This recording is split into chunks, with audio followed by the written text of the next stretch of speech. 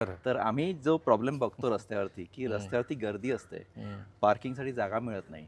म्हणून आपल्याला गाडी एक अशी असावी, ज्यांनी आपल्याला आपलं काम व्हावं, पण दुसऱ्यांना त्रास कमी व्हावा. वाह!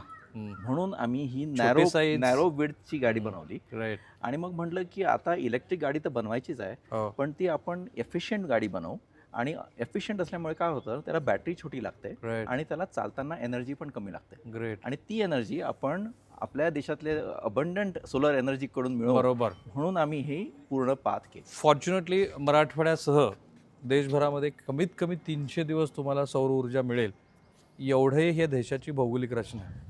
आणि आता आपण सुरुवात करू देशपांडेजी सोलार पॅनलपासून. आता याच्या टेक्निकल थोडेसे डिटेल्स द्या आणि मग बाकीच्या गोष्टी आपण बोलूया. शुअर. तर हे सोलर पॅनल बनलेलं आहे भारतात. ओके. आणि त्याच्याबद्दल पण आम्हाला खूप गर्व आहे की वा. आमच्याकडे हे आम्ही हा पार्ट इम्पोर्ट करत नाही. ओके. हे एक स्क्वेअर मीटरचं सोलर पॅनल आहे. याच्यामध्ये एका दिवसामध्ये 1 युनिट इलेक्ट्रिसिटी बनते. ओके.